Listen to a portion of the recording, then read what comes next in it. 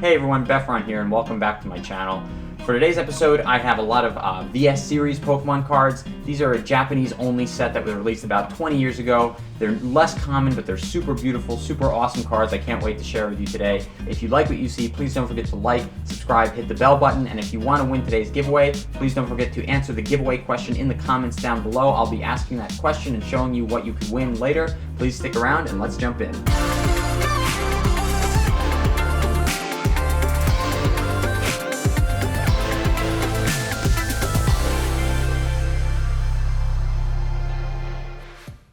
So right here I have the giveaway. We have the double V from the Champions Path box. So if you want to win this, tell me down below in the comments what is your favorite set of Pokemon cards ever.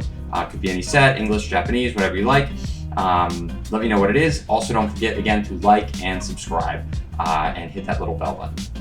And I'll enter you to win this giveaway.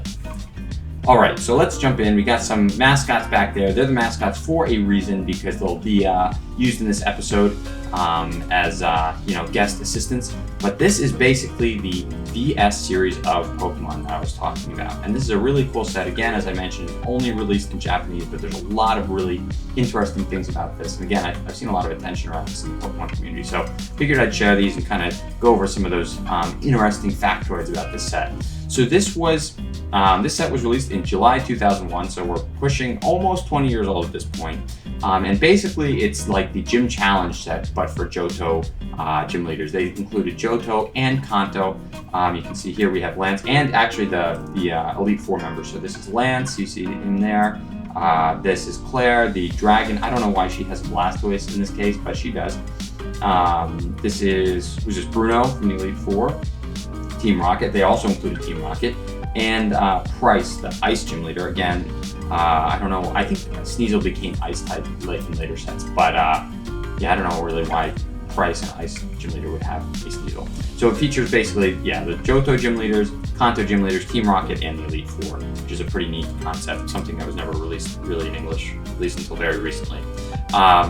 This is interesting too, is it's the first Japanese set to include numbered cards. So you'll see right here, this is pretty familiar if you collect English cards. They tell you this Dragonite, for instance, is number 100 out of 141.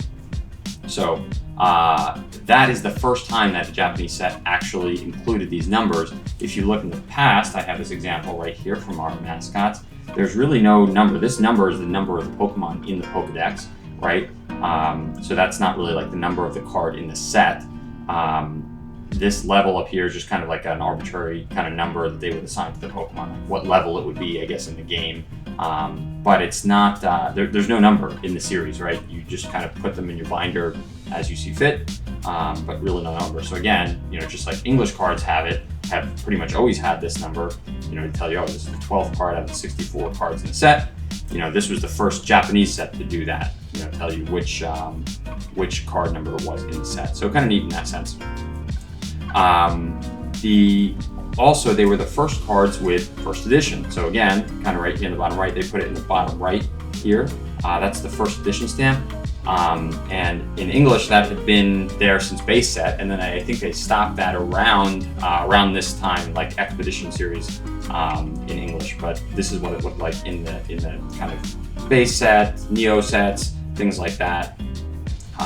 But that wasn't a thing on the Japanese cards. So none of the Japanese cards in the early series ever had the little first edition stamp here. And in this was the first set to include that, and they put it on the bottom right. Also, this was the first set of Japanese cards to have the new altered VAC, which you'll see right here.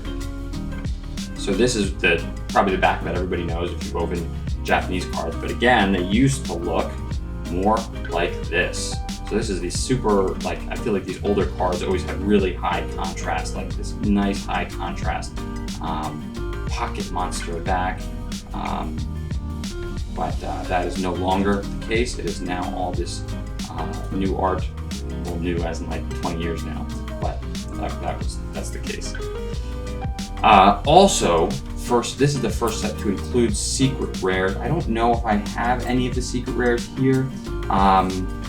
I should say the first Japanese set to include secret rares. I think the first English secret rare was one of the either Fossil or Team Rocket, the original Team Rocket, so very early on in the set. Secret rares, to be clear, are any cards that have that are rare, but also have like a numerator that's greater than the denominator. So this set says there's 108 cards in the set, but this is the 110th card out of 108 cards, so it's a secret rare. It's not supposed to exist. But that's just a flying Pikachu example from XY Evolution. So there's a lot of examples of secret rares in English, but this was the first set, 5 years after Pokemon come out, to include secret rares in the Japanese. Also, this is the first set with the e-reader format, so this is pretty cool. I'm pretty sure this set didn't actually have e-reader cards in it. There were no cards that you could scan through the e-reader. I'll post a picture of an e-reader, what that is. But basically, again, what you do is just kind of scan the cards through this e-reader, and that would give you some value. I think in some games you could scan the Pokemon into a game or things like that.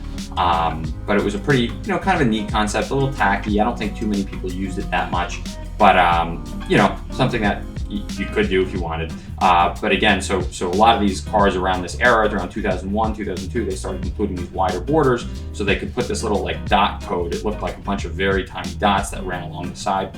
And you could scan that. This set kind of has this format, put enough space along the sides to put those dots there, but this set I don't think actually did. Once they made it an e-reader card, there was a little E down here at the bottom left, part of that e-reader logo.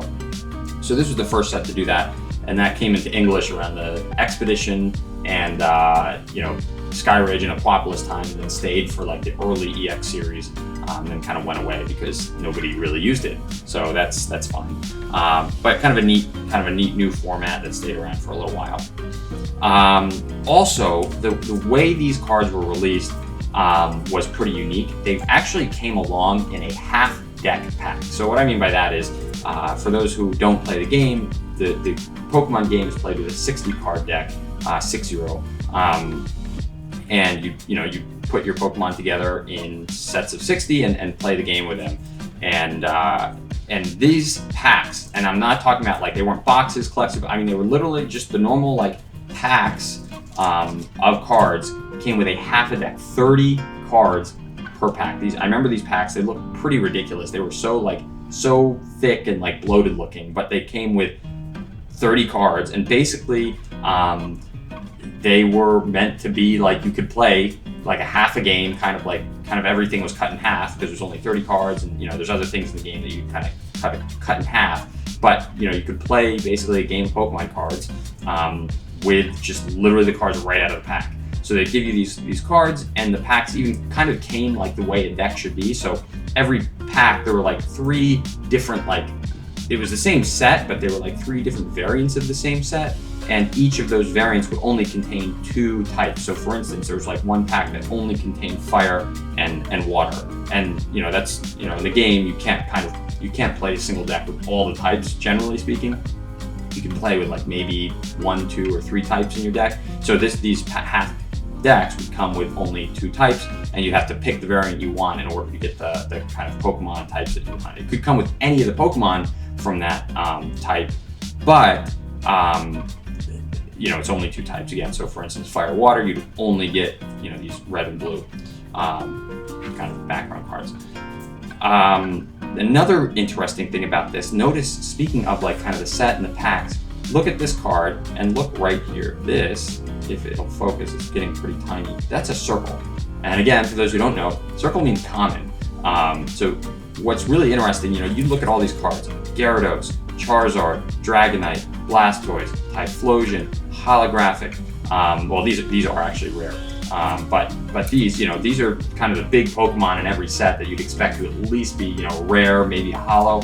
All of these cards, you'll notice, all of them are common.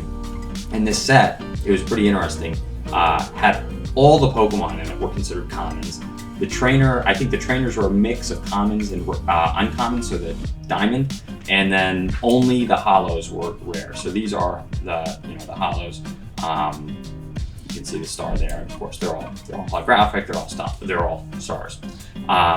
And so, yeah, you know, that was an interesting thing. You know, you'd never see all these like super powerful Pokemon, the kind of the chase cards in every set, right? Everybody wants the starters, everybody wants the Dragonite, everybody wants the Gyarados.